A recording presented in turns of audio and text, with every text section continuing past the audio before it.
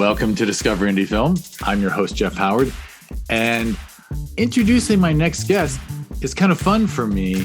I would normally just say writer-director, but this is Jake Whiston, and I feel like I want to call you a visual artist. Whatever you want to call me. Because I first met Jake because you submitted your film, film. Started as a music video, but definitely just became a film. Yeah. Your Heart Is Mine, which made my brain explode. I thought it's just so great, and just a visual masterpiece that takes its time and tells a story and is just completely compelling. And of course, that was at Sherman Oaks Film Festival in November of 2020, which for people who were alive in November of 2020 was no vaccines were out and COVID was about to be about as bad as it got during the holidays. And we had one outdoor mixer. We did something for the festival. It was all virtual, but I think you happen to have a reason to be in the LA area, and you were able to come from Portland to Los Angeles and attend a mixer. And I was like, oh man, someone from out of state came to the festival mixer in the heat of this pandemic, because we had a nice, safe outdoor with mask kind of mixer. And it was a pleasure to meet you in person. Yeah, it was wonderful. And so, hey, finally, and wait, I'm also supposed to add, your film won the Programmer's Prize at Sherman Oaks Film Festival in 2020. And then you were glutton for punishment and came back, and the other festival I programmed, Film Invasion Los Angeles, it was an official selection there. Oh man, that was close. That was June of 2021. We were so close to getting in the theater, but we didn't get in the theaters. Honestly, normally, if someone submits after having been in a festival and won some awards, I always say, you know what, let's just give you a refund.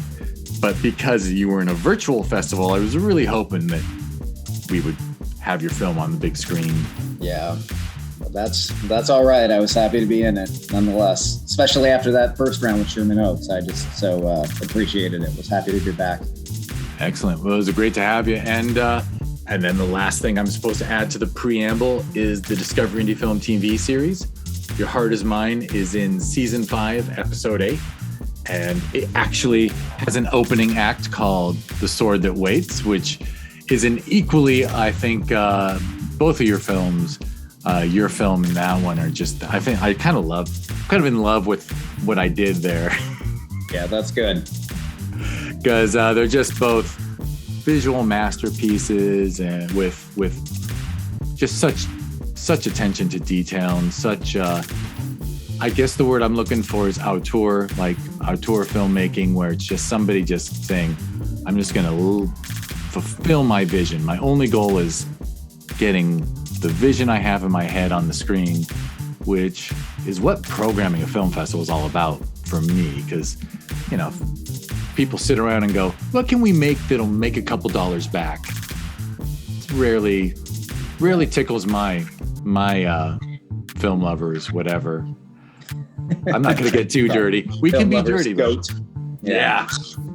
So anyhow, after your film was in the Discovering New Film season 5, I think we kept talking about doing this podcast over and over. It took us a while, but here we are, July of 2022. So almost 2 years after I met you first. And happy to say I've actually gone dry with festivals with podcasts. So I think this is going to launch tomorrow. This is actually going to be public tomorrow. Oh, One day, sir. So if there's something you don't like that you say, you got to let me know tonight, because I think when we finish, I'm just going to set her loose in the morning. I'm all in. No regrets. Excellent. Well, the first question I ask everybody on this podcast, because I'm just fascinated by it, especially someone who makes such original visual artistic work like you do, is what was your genesis into filmmaking? What got you into it? I have a hunch you were artistic as a young person. Right. Yeah. Let me think about how to frame that up. First, I want to say thank you for just all the nice things you say. You and I have talked a few times, and we've done kind of a version of this before for Your Heart Is Mine. And every time I'm always like surprised by all the kind of things you say. And I'm always just like, oh, wow, that's really nice. So I just so appreciate that. But yeah, so, oh gosh, going back to the beginning. Yeah, like if I start out, if I go back to when I'm a kid, I think I always had just some kind of creative inclination. Probably just something that I couldn't really turn off. It was, not that I thought a ton about it. And then when I got into, kind of getting into junior high and high school, I think that's when it started to kick in more serious for me in some way. And that manifested itself in music. So I started playing music and bands and all that good stuff. And that was kind of my thing for a really long time. I mean, even up until quite recently. And that music kind of became the, part of the bridge, I guess, so to speak, into filmmaking. So I think I've always had some kind of a visual eye all my life, but I didn't pursue, any of the visual arts, like really in a really like focused way or anything like that. And it was when I started kind of dabbling in photography that I think something started to switch. And, I just kind of got interested in it, probably like a lot of people do. You find yourself buying a camera for some reason or another. And then I started to find out like, oh, I maybe have a knack for this somewhere. I could kind of feel it. And then that kind of led into the video making because, well, it's one of these slightly more modern DSLRs that now had the HD video features and all that stuff. And then I'm like, oh, maybe I could start making little videos for my my music projects, or it could turn into a music video. Who knows? And so it kind of spiraled into that. I think then the big switch happened when the last music project I was making. It's called. It was just me and my friend, just this duo. His name is Jordan Wormack. My name is Jake Whiston. So we were called Whiston and Wormack. For anybody who cares, we still kind of have our stuff up. So if you go to whistonandwormack.com, we've got a whole laid out site there, and you can kind of find what we've done. That's with Whiston with a WH, by the way, WHISTON. And we started doing this thing kind of completely on our own. And I had this like vision for it that we would tie in all the visual aesthetics of the band with the music as well. Like I just kind of really tapped into my control freak nature and was like, I want every part of this thing to be speaking to each other. And I kind of want to have my hand in it rather than outsourcing it to everybody, which is usually what you do, which I think can be a fun thing. It's like, this is how you start collaborating with people. You contact other artists to do your artwork for you, especially when you're, a musician. But I didn't want to do any of that. So I'm like, why don't we take all the photos? We're going to do all the album stuff. And then that led into me going, yeah, now that we're going to record an album, I'm going to do whatever videos we have, the music video or something.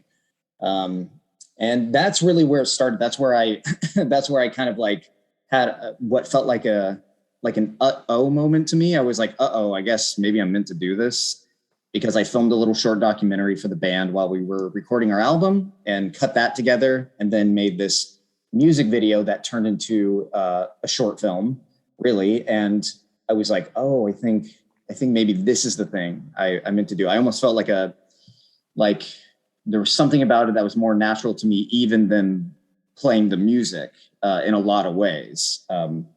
So then that's where it really started. I had to kind of come to terms with that. And then I'm like, okay, here we go. I guess I'm just going to do this. I'm actually going to ask a question that pulls you away from film for a second and gets into when you first got into when you were inspired to get into music. What were those inspirations? Were you always, was there a genre, or was there an instrument that you responded to?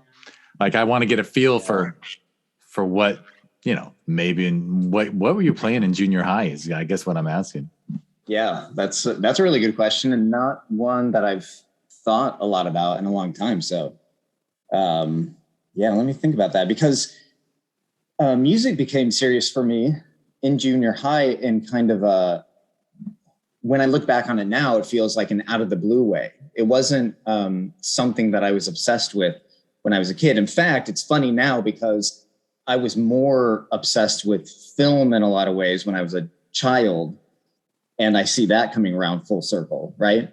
But whatever switched with music, I don't know what it was. There was probably like just some kind of not that I'm like a super social guy or anything, but just you're hanging out with your friends, and there was probably a social aspect to it. There was kind of a music scene happening, and started going to shows and probably like that energy. And that switch happened for me more in the, to put an umbrella over it, like more of the punk world or music, So, early on for me, it was kind of the, not any of the extreme stuff yet. It was like the very pop punk stuff. And, I'm just like this dumb dorky kid getting into that. And then I really started. And were you playing what instrument?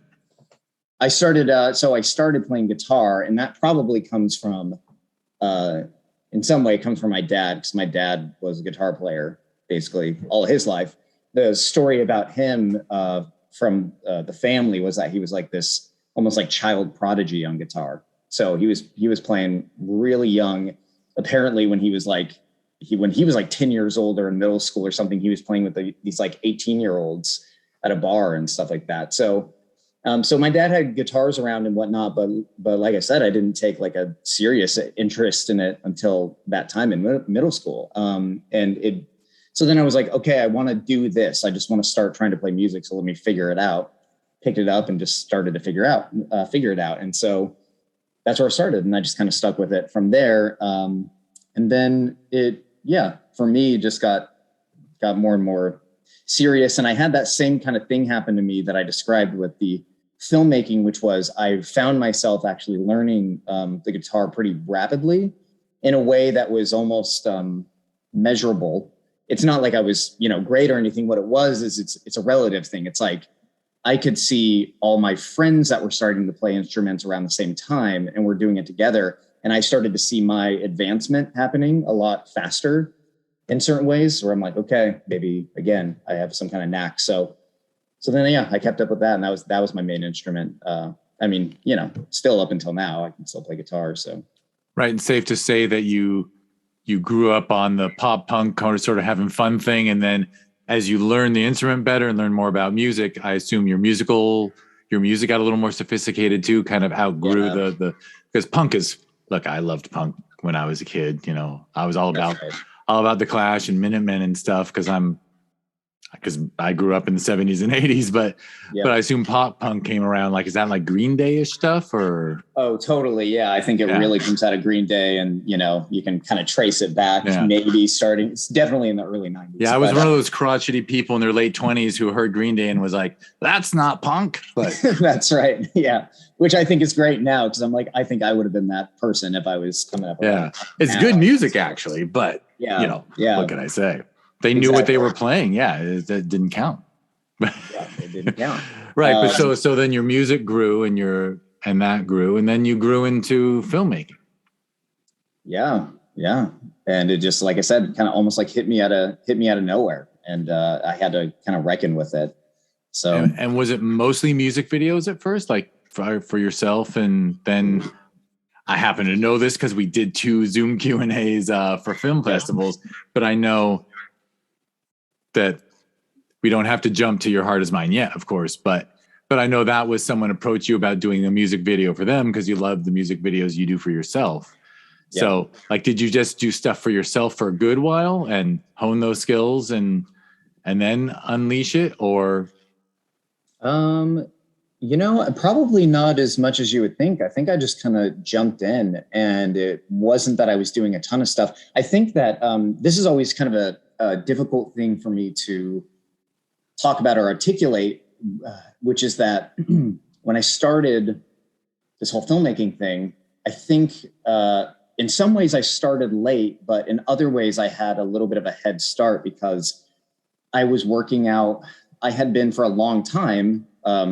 I'd been working in bands and kind of working creatively writing stuff creatively for a long time. And so there's a lot of mechanics that cross over in all of these creative fields.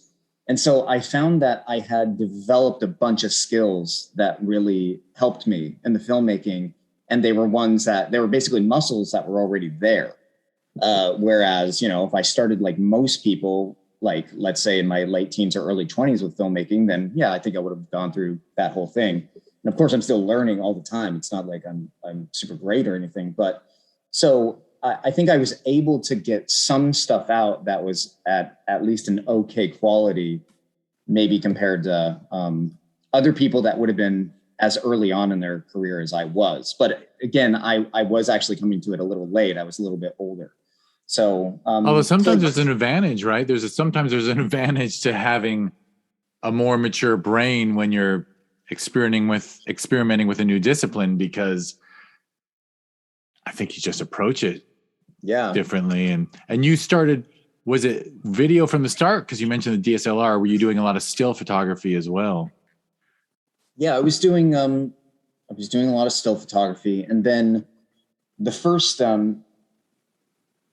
very serious thing that I did, at least what I would consider serious, is this kind of hybrid music video / short film called All Legs that I made for my band. And that was where things really changed up for me. So the reason why I'm saying that is because you're asking about the photography, and I shot that entire thing in stop motion photography, which is also a type of technique that the way that I do it, I took that over into Your Heart Is Mine as well. But that thing ended up being this, it's like right from the beginning, I kind of knew that I didn't want to it's like I'm doing the music thing. So, okay, let's make music videos. That seems like obvious, but I knew I didn't want to do traditional music videos. I knew that I wanted it to be somehow more narrative, to feel, or to just kind of feel like some kind of short film type thing, and not all of the flashy jump cuts that you see in every music video that moves super fast, and let's light everything all great and flashy, and let's also show the band playing too. It's like all the conventions, I didn't want to do any of those. And I found myself doing something more, for lack of a better word, like more filmic. That's cinematic. I mean, your work is extremely cinematic. Right. Yeah. I mean, that was something about that was the aim. So yeah, I guess I just started to cut my teeth there into wherever it's, going and still going. So that's funny. You sent me the link with your new reel and such. And I saw All Legs listed, and I was like, maybe I should watch this. And I didn't watch All Legs yet. So I guess once we're done chatting, I'm going to watch All Legs. Yeah. Finally. Yeah. Give it a shot. Yeah. You never send a link my way. So I'm looking forward to it. I know. Yeah. That'll be interesting. It's a quirky little thing. So, well, and you do a lot of experimentation. I know from our previous talks that you did. I can't remember shit anymore. So, but you like did stuff where you actually used a series of still photos with them, right? Didn't you like burden yourself with like almost animating stills? It's to make certain sections have a certain look of Your Heart Is Mine. Yeah, that's essentially that same stop motion technique that I took from All Legs, which was just me just being experimental about it and trying it out. Like I don't even know exactly why I did it in the first place, but it wasn't, I think anybody who knows a little bit about stop motion photography, there's it's very painstaking, obviously, and to get it right, it has to be very controlled. And I think it uses a lot of the same techniques that, typical hand-drawn animation would use in some ways, right? To kind of get the motion to feel a certain way. But I just kind of decided to do this other thing, which I kind of could tell if I just put my particular camera had almost like a sport mode, so you just press down the shutter and it clicks off at 7 frames a second or something like that. So I wrote out the whole thing and got these scenes set up. And then I kind of tell my actor, like, okay, now just do what we said we were going to do, but do it really slow, just super slow. And then we just see what happens. I was always flying blind. It was funny because when I would do that, click the shutter and I'm setting up the shot, once we go, the shutter or the screen in the back just goes black, so I can't see how any of it's turning out until I kind of offload it and look at it together. But the way that the camera does it is very imperfect. So it created this really kind of eerie, jangly look to it that was, I think, what I wanted. So, so it was just an interesting process. And again, it was just kind of about jumping in. I just decided to do it. Yeah, I mean, you knew what you wanted, but it was also purely experimental, right? It wasn't like you tested it and saw how it looked and then said, okay, I'm going to apply that to something else. Like you were kind of cliff diving. Yeah, at least not to the extent of like actually making a project that is like 8.5 minutes long, or with Your Heart Is Mine, 21 minutes, even though it's just in little bursts that the technique comes in. Yeah, I would do tests just to make sure something's working and making sure that the stills can get into the editing program, like just in a purely technical way, right? But then, after that, completely flying blind, like you said, just kind of like cliff diving. It was a little bit nuts. And, and you have to live with all the little weird stuff and all the mistakes too. So it can be rough going. Yeah. But that was obviously what drew other people. But that's what drew, I'm blanking on the band that does Your Heart Is Mine. But obviously. Oh, you mean the musician? Yeah. The musician who said. Yeah. His name is Jared, by the way. And then his kind of like band name was People. He went by People. Yeah. And he why am I blanking? He actually just offered you he like gave you an album, right? And said, just pick any song and make a music video, or? Yeah, kind of. He just contacted me out of the blue. Actually, I think it was a sort of like coincidental thing. I remember this guy, it's like one of these Craigslist stories where I don't know if you've had any of this happen, but you're just like in a certain mode and maybe you're having like a creative slump and you're like, let me go look in Craigslist and see if any kindred spirits are on there. And so I find this like guy who's saying something about looking for like a production partner for some like videos that he wants to do, like music videos. And he's like, yeah, I've got, like a million ideas, but I can't like get them honed in. I can't wrangle them. I need a production partner to help me with that. I'm like, I'm kind of that guy. So but it turned out that his music was like produced by the same guy that produced my band. And there was another crossover with another person that he knew and I knew. So I was like, okay, let me just reach out just for the hell of it.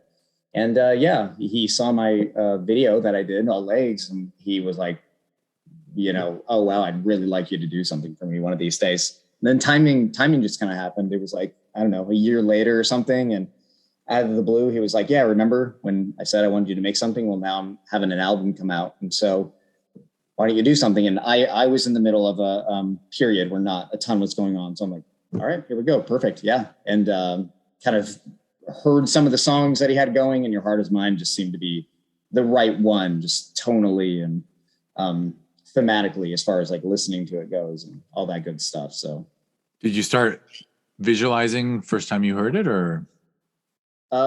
Yeah, in vague ways. And that's another one of those tough things to talk about, how visuals kind of come up for me, because they sometimes they surface in these like really strong ways, and then often they morph and just whatever. But I remember there's a section in that song where these like very eerie strings come in. It's kind of the climax of the song.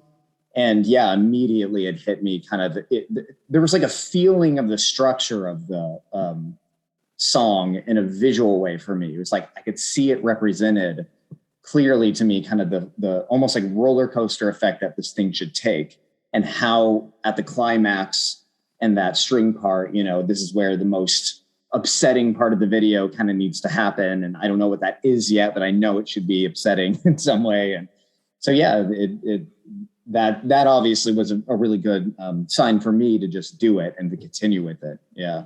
Yeah. And I keep using the word visuals, but it does tell a story. So I imagine you were also inspired to tell a story to the song that, as far as I know, really the story is independent of the lyrics. I think it's completely novel. Yeah, pretty much. That's the way I like to do things like when I take on a project like that, I'm really kind of keen on trying to absorb as much as I can about like a subject that a work of mine might be based off of, right? So with something like this, I'm like, hey, obviously send me the song, but then tell me about why you wrote it, and tell me more things about how you recorded it, and then give me the lyrics, and then tell me about what prompted you to write those lyrics.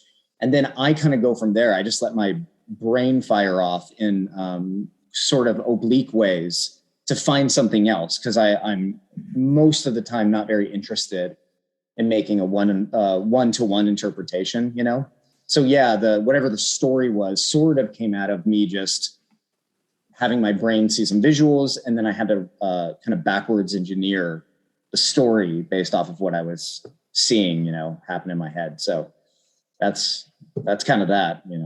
Yeah, it would have been pretty boring for you creatively to just sort of match the lyrics. But I mean, I think so. Yeah. But obviously, he wouldn't have even approached you to make the video, to make the film, if your music video had just been, 3 DSLRs recording Whiston and Warmack performing. Even if you did some creative things there, you had done something special. So he was obviously seeking something special. Yeah, I think he was, and he's a really creative guy. So I knew that he was after something a little bit different. So yeah, obviously why he had asked me. So it ended up being a good match, I think. And was it a deal where you described it or storyboarded it, or was it just you? It was essentially producing you were made producer, and it was just up to you. You could just run with it.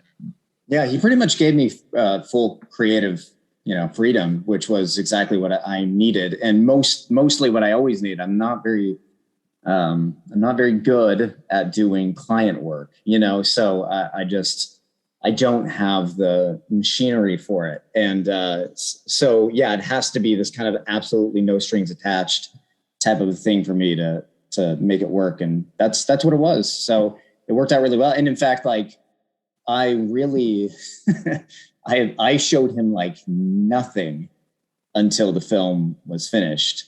Like I'm very good at keeping people like updated, like here's how it's going and all that good stuff. But I don't think I sent him one visual the entire time I was working on it. And it was kind of a hell of a thing to put together too. So I really made him wait, and now talking about it out loud, I feel bad about that, but nonetheless, yeah. It was like working with a huge record company. He just got here's your video. Exactly, and you don't have to feel bad, but and I imagine, well, I mean, I love the way it turned out. So but did you also have them altered? I don't have this memory that like the song got altered too to fit the film, or no? Mm-hmm.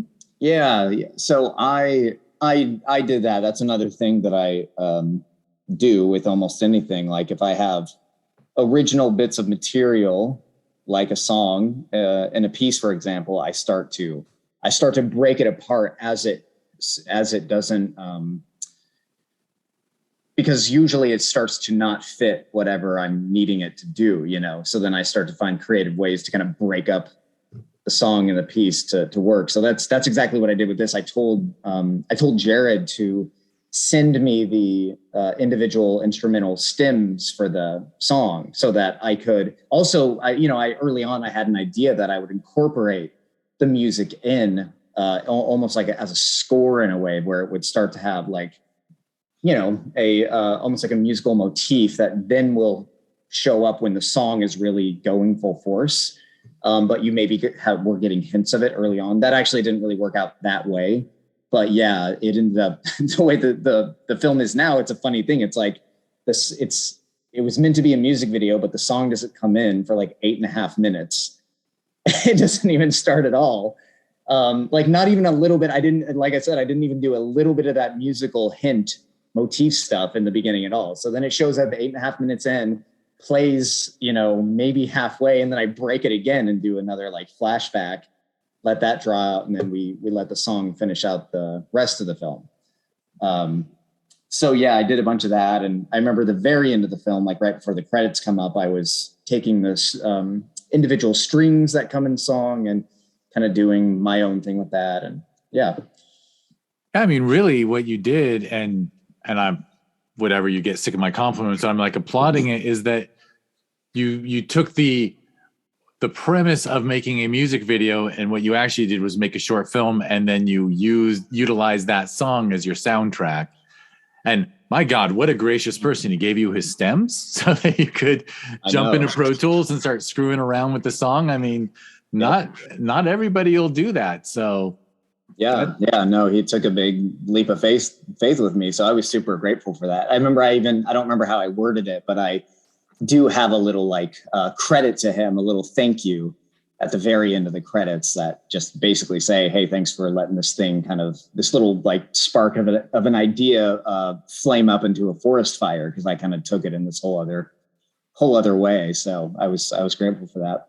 Absolutely. You made, I'm going to be redundant. You made a film, and then that song Altered became the soundtrack, and I have to tell you, I have played it.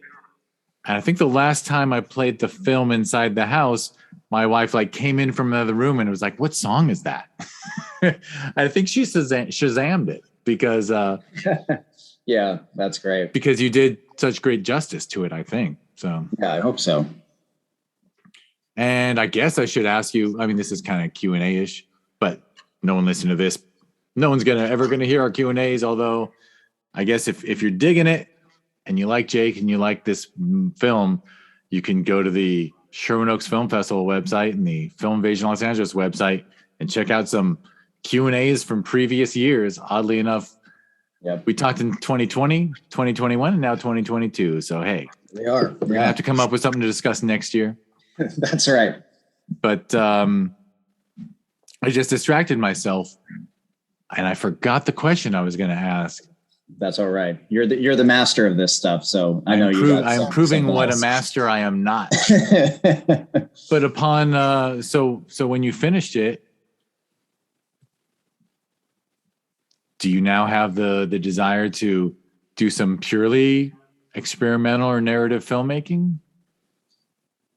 That's a good question. It was funny, without getting into the weeds too deep, I think since I made Your Heart Is Mine, I sort of went through a crisis of trying to figure out what I would be doing next. So I sort of feel like I'm getting that figured out, only very, very recently. But yeah, I was kind of wondering, what would it be? Because it was also a hard thing. I think this is another reason why I have that reaction that I have when you give it these nice words, because Your Heart Is Mine for me is also this kind of interesting little failure for me, because it did, in lots of ways it didn't come out the way that I was aiming for it. There were just certain marks that it didn't hit for me, and those were my fault in some way. Those were somehow my failings. And so there were things in your head that never made it on screen, or the way it appears on screen just isn't close enough to the vision? Yeah, there might be some stuff that was in my head that didn't make it on screen, but it probably is a little bit more of this kind of vague, abstract vision thing where you it's almost like you want it to hit certain things tonally, or you just want it, I guess you want certain parts of it to have an effect. You're after this effect that, once you hit it, it satisfies you. You're like, there it is. I hit it. I hit the mark. But that film missed it a bunch of times for me. And it was in ways that were hard for me to figure out why exactly. The only thing I knew was, well, I'm probably just still too, early in this. I'm still probably too green in figuring out how my own machinery works as far as getting out what does satisfy me.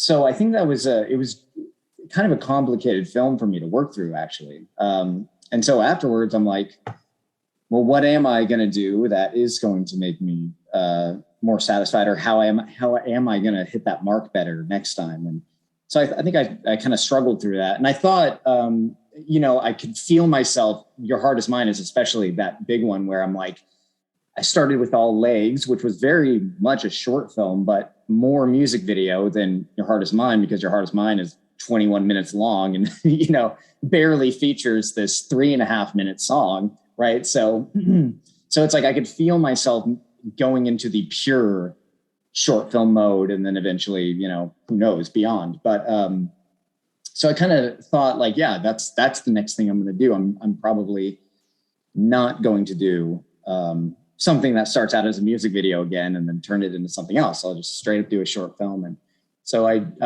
was trying to work that out, but I that was another thing. I kept maybe not quite finding the right thing.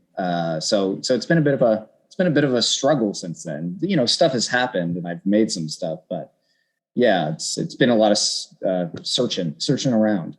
Well, are you still making music? No, not actively. I mean, it was around the time of Your Heart Is Mine, I would say, that I was more so just pursuing the filmmaking. And it was especially right around when the pandemic got serious that my musical partner and I were like, okay, let's just take a hiatus. It was very much a mutually agreed thing, just for whatever reason. And yeah, I knew for a fact, okay, instead I'm going to do my filmmaking. And but that doesn't mean that music hasn't been kind of there underneath, and I still work with him because Jordan is his name. He's, you know, one of my closest friends. So even right now, he's going to work on a solo project, and I'm going to record it for him. So I'm essentially going to be the audio engineer and producer and almost like the creative director of it. So it's still there, but I'm not as much doing it myself. Except for, I suppose, if you brought up earlier that you saw maybe some of this really wonky reel that I made for some of my work. And if you heard any of the madness that was happening with the sound, that was me. That was a track that I made. So I guess that's the closest, or that's the most active thing I've done. So you're referring to your cinema reel soundtrack as madness. Yeah. For sure. Yeah. For those who haven't heard it, what people can go to selfportraitfilms.com to see the cinema reel. But yeah, the music for it is well, you use the term madness. I just think it's really cool. Oh, I like, you know, what can I say? I too went from punk rock to art rock to, you know, crazy, stupidly sophisticated music that no one can bear. So That's right. So I guess I did do that. I just did that within the last like couple months. But that's been it. Otherwise, you've now come to the horrible realization that you're a filmmaker, and filmmakers are in this horrible position of needing to make films. Yeah, I know. And it's so hard. At least music videos, there's like a purpose and like a reason to even get started. I mean, filmmaking, one of the, I joke with people. I'm like, I have said to people on this podcast, so like what led you to this horrible state of being a filmmaker? Because it's a thankless pursuit, right? That you have to love the work. The reward of making the work has to be the main reward one seeks, because otherwise the world is just unkind to artists, let alone filmmakers. Sure. Yeah. Don't mean to be a downer. No, yeah, it really is something. And you are right. You have to just like have some kind of, you have to love it, or you just have to have some kind of like compulsion to do it. Because why would you be doing it otherwise? I mean, it is really at times can be kind of joyous and ecstatic, especially when you're on set, and some magic is happening. But otherwise, it's really, really hard work, and it's just it's hard. It's been a weird thing, and that's funny because some of what you were saying there about like why would you be a filmmaker, and if that's a question that kind of recurs that you ask people. It was kind of making me think about the state I've been in for the last little while since I have done Your Heart Is Mine. And I found myself getting really, I'm not sure I'll be able to talk through this much really very well, but like I found myself getting very frustrated with the motives behind filmmaking these days, and not even, it's not just filmmaking, to be fair. It's kind of all content that's being put out there right now. I think just the way that we put this stuff out, and everybody's trying to make something, and there's kind of all these, new conventions around just how you're supposed to kind of get out there and sell your stuff. I found myself somewhere kind of deep down getting very frustrated with that, because I could almost feel it having an effect on me, where I'm like, well, why am I making this thing? Am I making stuff because I want to put it out and get some recognition for it and some favorable words about it, and I'm gonna get the likes and a few little comments that say something nice. It's like, is that why I'm doing it? But also, is that thing in my head somewhere, is that starting to affect the work that I'm affecting the work that I'm doing in some way? Is it getting into the work and almost like changing it in almost like subconscious ways? And so I was starting to question like motivations going on there. It was really, really starting to bog me down. Yeah. And you can kind of see it in other people's work. If you're paying attention and you're kind of in tune, you can start to see that there's a lot of those kind of motivations across the board. You can feel people letting that stuff happen into their work, and it changes it. And it's not, sometimes it's not challenging, and it's not, I guess, just for its own sake. I mean, not that anything has to be for its own sake, but so this is getting into ranty territory, but maybe you kind of know what I mean, right? Like, so. Well, yeah. And it's a good rant, because it's the rant of a creative, artistic person talking about what it's like to create. Because why does one create? I can say I do a podcast so that I can give people platform to, honestly, I sometimes just think of it as an archive. Like, I'm hoping that if down the road, people I've spoken to here, someone will be doing a deep dive on them and find it and be like, wow, now I'll be very sarcastic. Before Jake Whiston did Thor 7, he did, you know what I mean? Like, here where you were at now. So I'm glad to hear that. And I have to say, I mean, but what if a creative person doesn't have those doubts and isn't thinking about the reasons and the whys, my assumption would be their stuff isn't going to be that great because and it might be sellable. You know what I mean? It might in some way be like good in its own way, but I was just starting to kind of. Yeah, well, if the goal is to make a teen comedy, a teen losing your virginity comedy, then you know what you're doing. Exactly. Yeah. But people can even do that creatively. I mean, what can I say? I've seen some good ones, and I've seen some ones that had no heart whatsoever. But it's I guess we got on this track because I foolishly talked about what a hard path it is to be making cinema, especially although it's great because in this era with a DSLR and a good computer, you're nearly a one-person movie studio. Whereas 10, 15 years ago, there's just no equipment that could actually get it done. I know. Yeah, that is one thing I certainly feel very lucky in, and that's kind of been my goal for a while now, is how much of this can I do on my own, because I'm just a little bit too whatever about it. I'm a little too nitpicky, and I'm a little bit too looking over everybody's shoulders, and I don't really like to outsource things. So I feel super lucky that I have just enough interest in all these parts of the filmmaking process, like the writing and directing, but also the editing and the sound design and, the camera work and stuff. So it's nice it's nice to be in this age that I can do that I have way more access than I ever would have. And also even just within the last 10 years, like the technology has advanced so much that these, kind of consumer grade or just above consumer grade, like cameras that are now cinema cameras that can do, you can make so much good work on them. So, so super lucky. I think in some ways it has its pitfalls as well.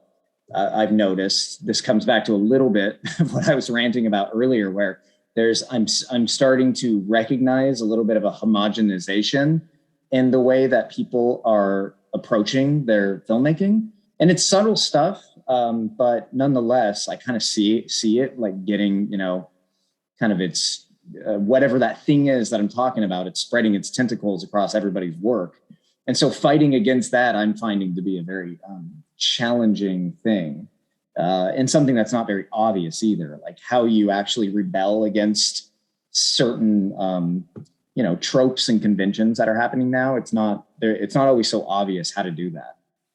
It's not, especially in a cultural landscape that is very incongruous. It is funny, like what exactly, besides, throwing rock, I throw verbal rocks at Disney all the time just because they bought everything now. So they're almost the Unis studio.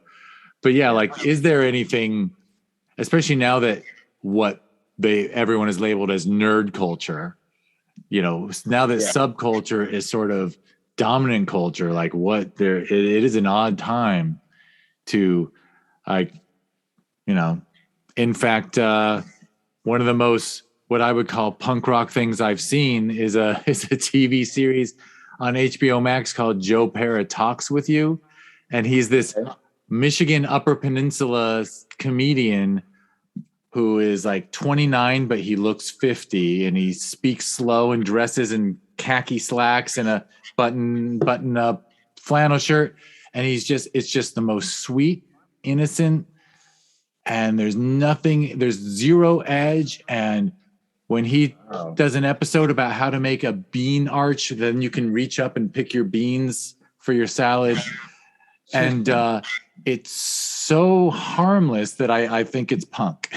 That's great. Yeah, no, you bring up a great point where what a good point. That's that thing. It's like, it's not so obvious that is the route that you have to take to finally actually be punk now, Yeah. You have to rebel against the fact that everyone's going after shock value. Yeah, exactly. So that's fantastic. So I feel like I'm kind of in that tricky place right now. Yeah. It is. Well, but that means that you're a person who likes to challenge themselves as well. So that's always, what a bummer to want to challenge yourself. I know it's not fun, but I mean, Bowie managed it for decades, but boy, it's a lot easier to be the Stones and just play the same thing over and over for. I know. Yeah, that's great. That reminds me of this Bowie quote. He's in an interview. Maybe you've seen it too. It's like, it's out there. But he says something about like, when you're working on stuff as an artist, it's like the best place to be in is when you're in the deep end and your feet can barely touch the ground. When you're in that water, that's just up to your neck. It's like, that's where it happens. Like, it's when you feel a little unstable and you don't really know what's going to happen next. And for sure. Well, I was something that popped in my head, but I didn't want to interrupt. I certainly hope that there's elements of your work that, even if there's moments in your heart is mine that you wish you had gotten what you were after, I hope a lot of it rewards you, and that you can, it is a special thing to look at your work and feel good about parts of it. Yeah, no, I do. I learned a ton making that film, and can tell that stuff about it I'm carrying with me into whatever I might be doing next in some way. So how that is, I'm not sure exactly, but yeah, there are moments in that film that I did get, like, I got it how I wanted it. Some of them might have even turned out a little better than I had thought. So that's good. I've at least got those. Yeah. Should I be cheesy and guess what was it? The water must have come out really. The water's great. The use of water. Yeah, that's good. I think the which that all starts kind of in the first whatever, 2 minutes or something of the film. There's this kind of extended intro to the film before the title card comes in, and I think that intro is one bit that I'm maybe most proud of. And it was one of the more complicated bits too. It's very, dreamy. It's probably the more one of the most artsy parts of the film, I guess. And that's not why I like it. I'm just kind of, I guess, saying that it's non-linear in that type of way. And it's also very layered. So the sound design for that part was super challenging, and the editing is kind of going all over the place. And so that turned out the way I had hoped. Glad to hear it. Anything else we should cover before we, am I going to shock you when I mention the 4 questions thing, or do you remember it from the Calendly thing? I don't know if I remember that actually. Oh, because when you signed up, it warned you that at the end of the podcast, I actually we'll wrap it up and then we'll start recording again. And I forgot to tell you this when we were chatting before, and then have you answer favorite films, an underrated film, an overrated film, and a lesser known film that people should seek out. Shit. So, Okay. Yeah. No, I didn't. You had told me that. It's been, you and I, you emailed me to do this thing, and it was like, oh, we planned to do this like a year ago. So I think that's probably too why. Probably. I didn't remember. I'll give you some time to think about it if you want. No. We can do it. Let's just do it. Well, still, I always do it as a second podcast so that like people can go through and listen to interviews, and then some people go through and just listen to all the favorite movie recommendations. So I'll do that. Well, I will. I'll do my wrap up. I think I mentioned your website, but is anything you want to mention for people who want to look up your work and check it out? You can kind of peruse what I've done at selfportraitfilms.com. And most recently, I made this little janky cinema reel just to kind of go over some stuff that I've done and some stuff I'm doing currently. And so you can go on there and watch also Your Heart Is Mine, and it's full length. You can go on there and watch All Legs as well. It's right there in the little, tabs or chapters or whatever you want to call them on the website. And then maybe briefly too, I'll mention if anybody wants to keep an eye out for this as it comes along. Right now, I'm filming a I don't know what it's going to turn into yet, but something of a documentary series or series of vignettes or something like that. So we are in the thick of filming that right now. And so that's going to be coming up. You can anybody who wants to pay attention to what's going on there, if you go to Instagram, you can look up self-portrait docs, and our page will come up. I'm on there just for my own thing, which is self-portrait films, but self-portrait docs is all about that project. And it's just a thing where we're going around filming people right now, mostly in the Pacific Northwest, and just kind of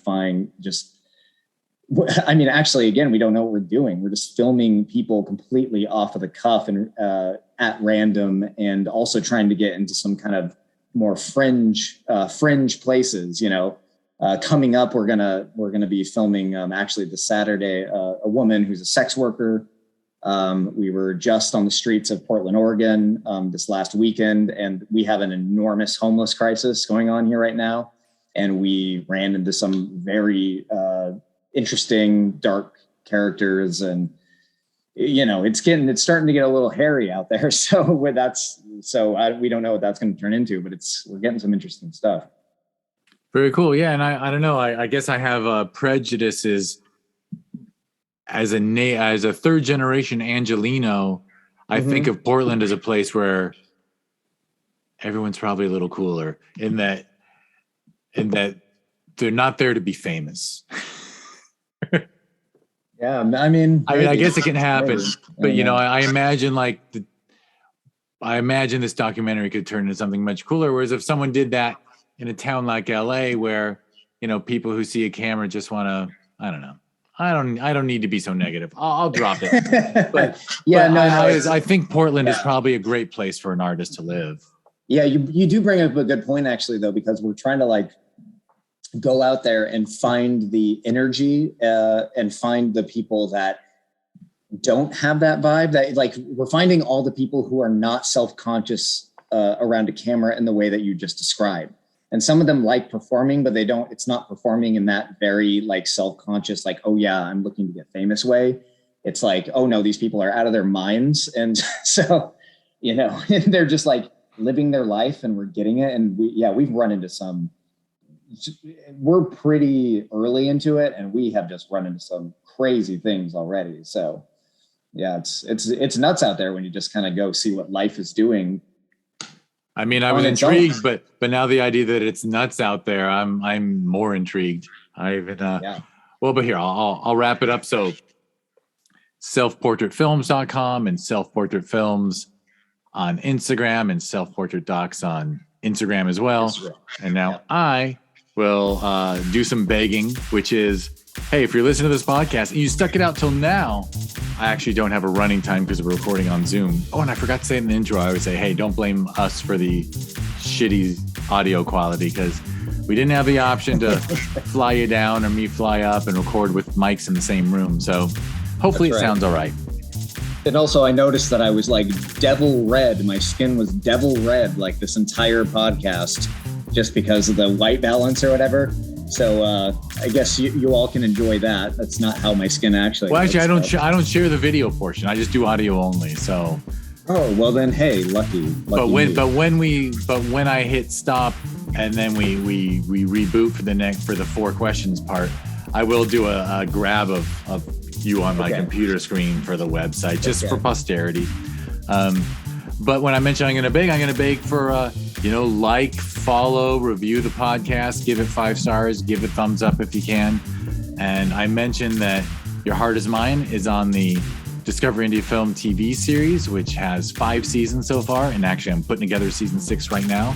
So if you want to be a really nice person, go to Amazon Prime Video, search for Discover Indie Film, and watch films made by people who give a fuck. They put in their own money and they make their own films, and it's their own visions. And very proud of that season 6 and maybe even 7 are coming fairly soon. And I also, and you can learn more about that if you go to discoverindiefilm.com, and it's at DIFwins on social media. And yeah, like I said, give that series 5 stars. I laugh about the fact that there's fewer stars than our filmmakers with work in the series, so I can't even get 5 stars from all the people who contributed, but it's cool. And we mentioned that Your Heart Is Mine was in both festivals that I'm the head programmer of. Every November, we have the Sherman Oaks Film Festival, and you can learn about that if you go to ShermanOaksFF.com, and it's at Sherman Oaks FF on social media. And our June little fun time is Film Invasion Los Angeles. And you can learn more about that if you go to filminvasionla.com, and it's at filminvasionla on social media. And for shits and giggles, there's going to be one more on April 20th, 2023. I do this stupid thing where I don't have enough work to do, so I do THC Cinema Fest. We got high and watched films at the theater on 420. Okay. Films catered to be perfect for that experience because weed has been legal long enough now. It's time to time to have a film festival centered around it, I guess. So you can learn about that if you go to THC Cinema 2 C's in a row, thccinema.com or THC Cinema on your Instagrams and your Facebooks and your Twitters is. So hey, that's all I got to pimp. And thank you, Jake. Thank you, Jeff. You're so good at this. I always appreciate it. Thank you, and I really appreciate it. And we're about to record another about Jake's favorite movies and movies he thinks aren't great, which is always fun. I'll tell you in that one where I came up with the idea. But thank you, everyone, for listening.